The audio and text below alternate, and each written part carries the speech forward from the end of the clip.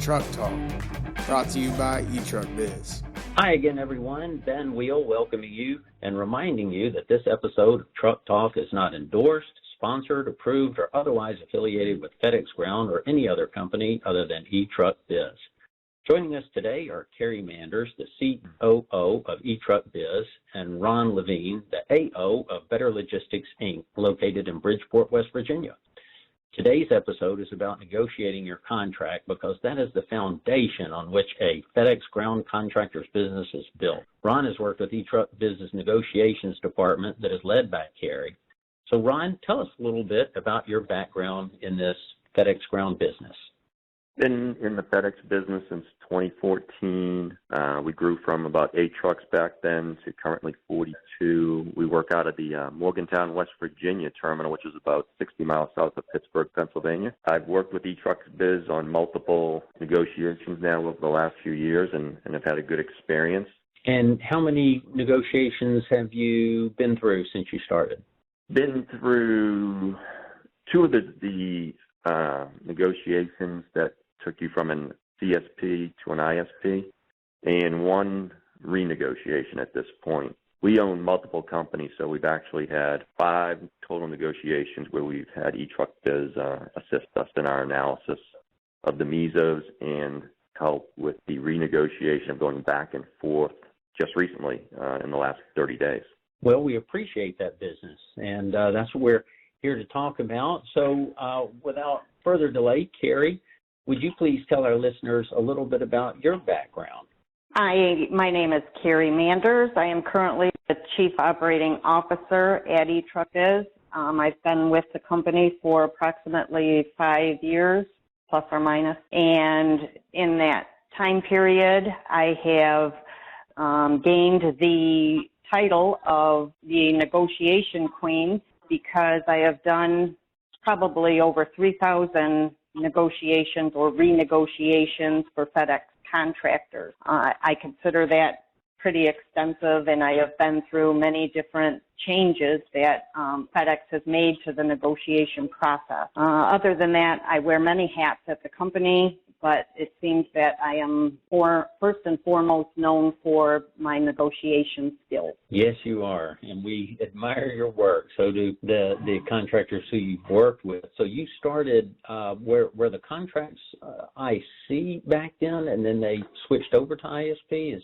Was that during your tenure with eTruck? Yes, I can't say they were all IC. California and some areas that way had already been converted to ISP, but for the most part, I went through the whole conversion process. That was a couple-year process, transferring all the contractors from an IC contract to an ISP structure.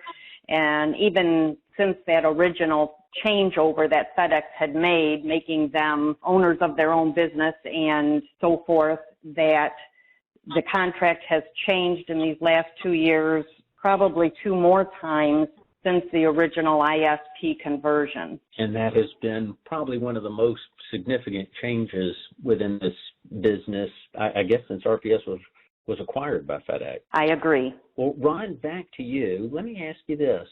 What initially led you to considering working with eTruckBiz the first time on your negotiations? Well, we had grown from 8 trucks to 42, and it was relatively simple at one time as far as getting the negotiations done, but it became much more complex. So didn't really like the thought of going up against a company that was geared towards this type of negotiation. Reached out to eTruckBiz through another contractor and developed a relationship. The data that you're supplied, a lot of data can be very difficult to digest in a short period of time. They like these negotiations to be very rapid, almost as if they want it so rapid that you could possibly make a mistake. And basically, it's like having a person there that you can talk to, where eTruckBiz goes and does a wonderful analysis, gives you a complete blueprint of your company, and gives you some iterations of what's been going on, and then talks you through what you think your market's going to be to help formulate a decision on the 3 mesos. And then if you don't like the mesos, you can identify areas where maybe you're going to want to renegotiate part of the line items. It's okay to push back on FedEx some. I think I've heard you say before, part of the reason you came is because understanding where you shouldn't push back and where you can push back. Is that an accurate quote of kind of what you said? Oh, yeah, because eTruckBiz has seen so many of these negotiations. They kind of have a blueprint of what areas that I already identified where, well, from what we've seen in previous negotiations, we know that these certain line items are places where there's more flexibility than others. There's no reason to waste time and try to push back in an area where it's not going to be successful by having somebody that's already done it so many times. You're going to be able to be guided to where you should go. Good advice. Good advice. So let me ask you this then. What was the experience like if someone's listening to this and they wonder why you kept coming back and why you've done 5 of them with eTruckBiz? What was your experience like? Well, first of all, the organization has been extremely responsive to anything that you need to know. When Carrie sends you the information about your company, she'll be on the phone with you, going through it if you have any questions. The patience for maybe new people that are in the business, it kind of gives you a feeling that, hey, I'm not asking stupid questions. These people actually understand my business and can help me along. Very professional. And in the end, what you really want to find out, as far as the punchline goes here, is it's valuable. Because making a mistake in these negotiations can cost you a tremendous amount of money. And I'm going to give you an example. In my last negotiation for Better Logistics, when we went through the iterations of the 3 mesos, because I'm in such a high growth market, choosing the wrong meso and basically leaning towards the fixed amount of the revenue in the last 12 months would have cost me $90,000 in less revenue just by signing the wrong meso. So it's nice to have a coach with you that's looking out for your best interest and have that second set of eyes. And as far as having a renegotiation, then it's even more important because with the renegotiation, you're in uncharted waters and there is no choice. You get basically an offer from FedEx and they kind of say, this is what we're giving you. And then when you run the numbers, you're basically being devalued. The business that you own is going to make less money and less profit. And yet you really have to delve into each line item and figure out where you need to go to make sure that you're going to get a fair offer. And that's one thing. It was 9 iterations going back and forth with Carrie and I with the FedEx negotiator before we actually came up with this last renegotiated contract. Let's see.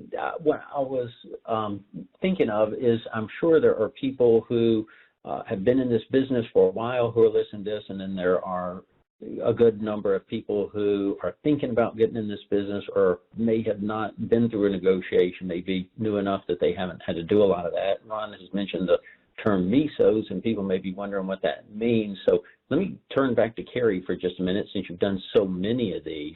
Let's tell our listeners a little bit about what they can expect regarding negotiations if they're unaware and they're new. It's a whole negotiating process. So what is meant by the end of ISP agreement process, Carrie? Can you define that for our listeners? Sure.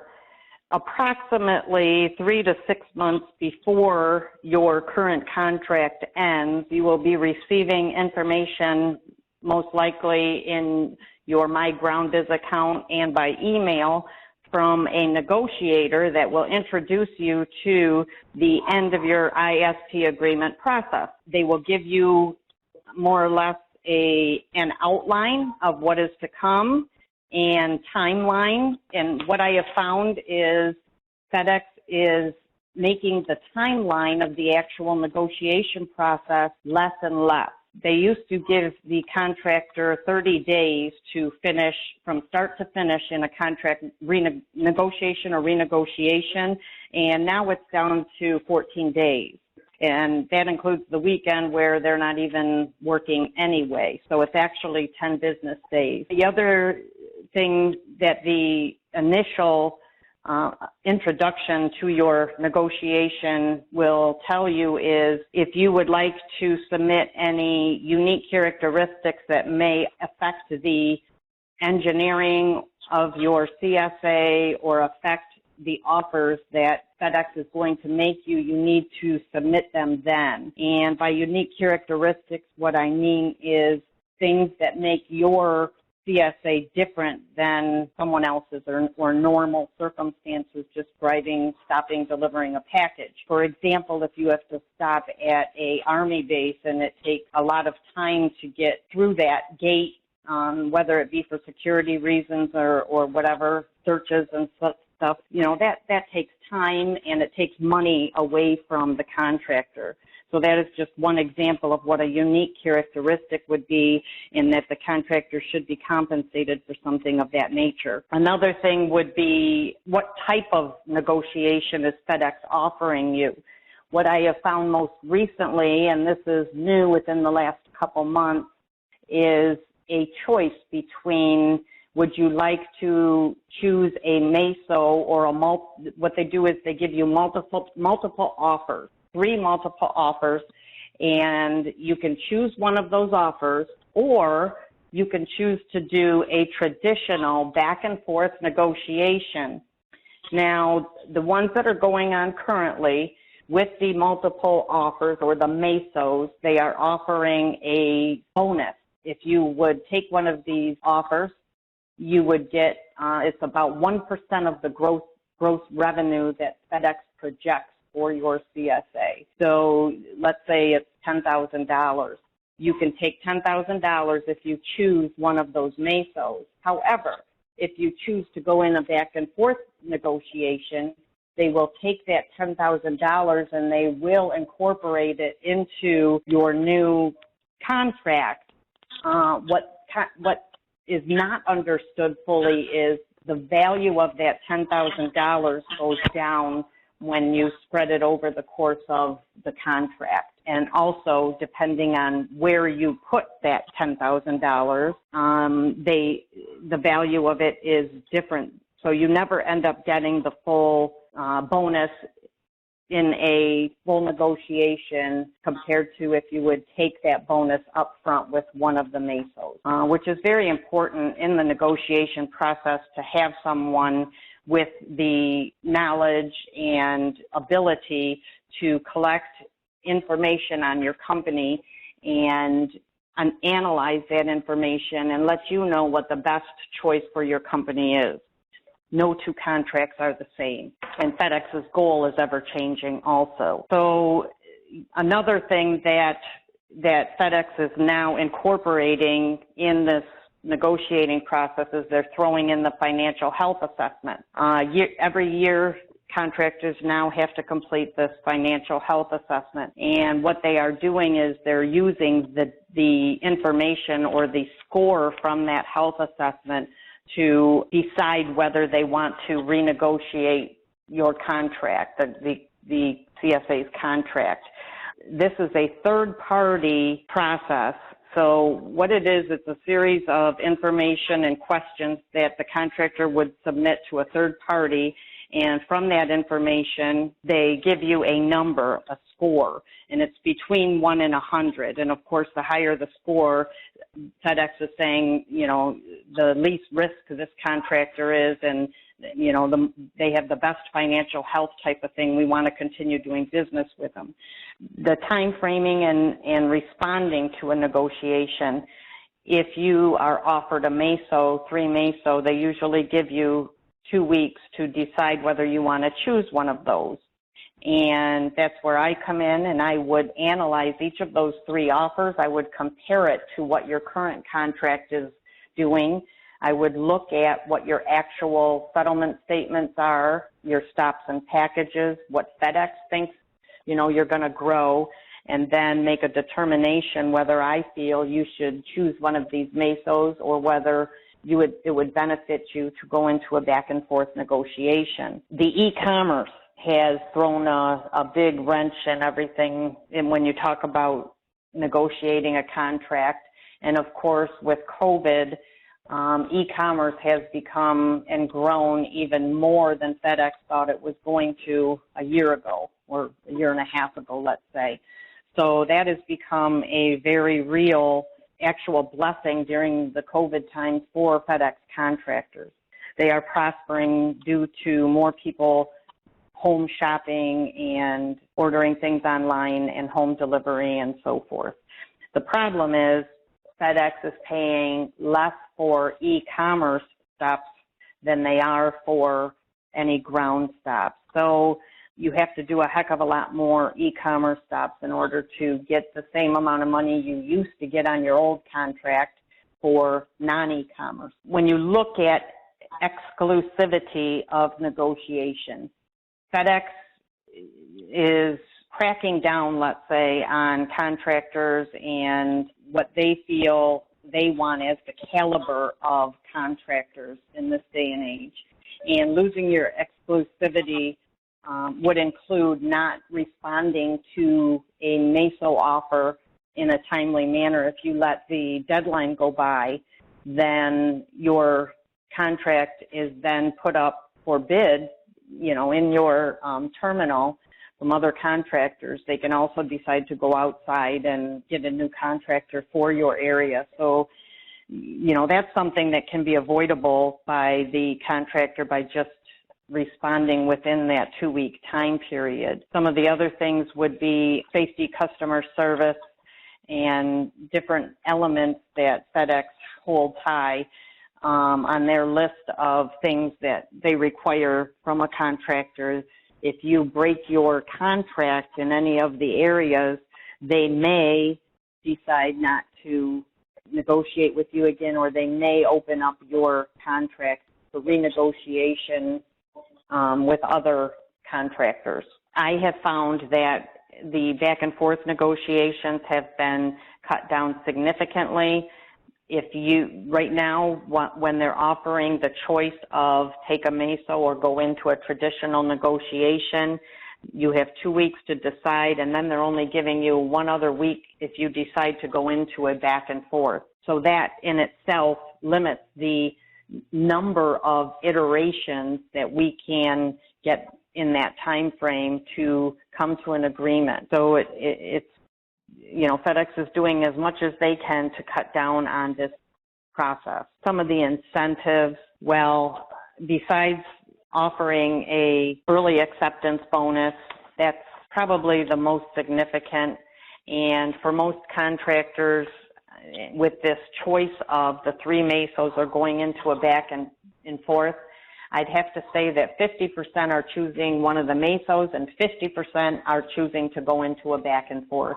So right now, as of second week of April, I am split between which is better. That is, it's totally dependent on the individual CSA. The information that FedEx uses for the negotiations, now when they give you an offer, they have what is called, their stop and package numbers up in the corner there.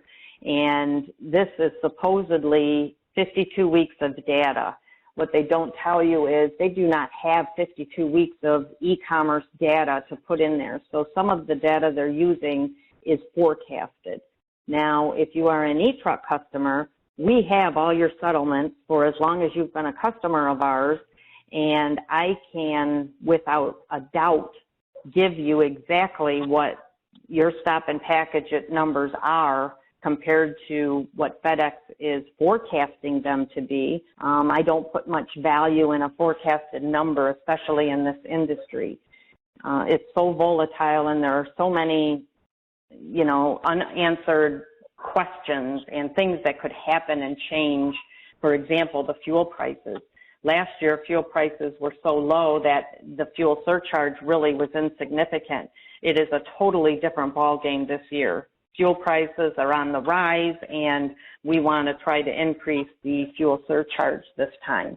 So, it's an ever-changing battle, and of course, FedEx does their own job at changing the contract. Every time that I turn around, there's something new, and I think that the most recent new thing is you can either choose a MESO or go into a back and forth, but you get the bonus either way. It just is an option. Do you want it ahead of time, or do you want it worked into the contract? So that's the long and short of a negotiation, and the importance, I want to stress the importance of having someone that can track your actual stop and packages and your settlement statements and your business in the market, the demographics of where you're at, that's something you can't buy as far as the experience that eTruck has, and the data that we can collect and we can give you is just insurmountable. I can't stress that enough. People that go into this blind and just choose the highest weekly service charge because that's a guaranteed amount of money they're going to get every week, could be all wrong. It could be, the opposite effect on their business, which I believe that's what Ron was saying earlier, that, if he would have chose the wrong one, then he would have lost a heck of a lot of money. Can't stress how important negotiating a contract really is in this business. Wow. Well, thank you, Carrie. That was quite an education for people who do not know about negotiations. That was a pretty thorough analysis. So thank you for saying what you did. Ron, back to you. What advice would you have for other contractors like yourself whose negotiations or renegotiations may be coming up soon? Well, there's a few things that come to mind. First of all, you're dealing with a stressful situation because you're talking about a lot of money. We're 2 million packages a year. So the revenue is a big number. So some peace of mind going into this stressful situation, and combined with some confidence that with me previously working with Carrie, I can vouch that her ability to do the analysis for you and be your partner, basically. When I've worked with eTruckBiz and Carrie in particular also, there's that confidence that she's not like a consultant working for a third party. I feel like she's on my team and not there to take a fee. She's there to get me the best deal. I don't feel like I'm doing everything by myself internally. So there's a great confidence factor there with her. And one thing that we were talking about with the $90,000 difference, that was the difference between Meso 1 with the high fixed, and I was getting up to 78% on the variable is how I ended up on Meso 3 in a very fast-growing market here. So those pennies really add up. And during the renegotiation, it was extremely important at the end about pushing that package number. And I think we pushed to 2 pennies in that one particular category. So even though we gave back a little bit somewhere else, our volume is just exploding. So those pennies add up a lot. It actually increases, when you look at it, between the stop and the package count. Overall, it's increasing the amount of money you're receiving for that stop. So as far as advice, if you feel overwhelmed at something like this, I highly recommend having somebody look at it with you and going through the various scenarios that you can see between the mesos or helping you analyze for a renegotiation. Well, that is good advice. If a listener was interested in working with you and your team, Carrie, what would be the next steps that they would have to take? Well, you can email me personally at carey@eTruckBiz.com.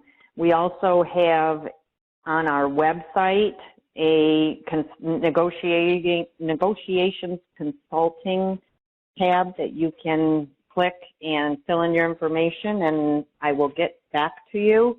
You can call on the phone, eTruck's number, and they will direct you to me. And I also have other folks on my team that can answer a lot of the questions also, but the important thing is to do it before your negotiations start. If you are not currently an eTruck customer and you would like negotiation help, there's some things we need to get in place before.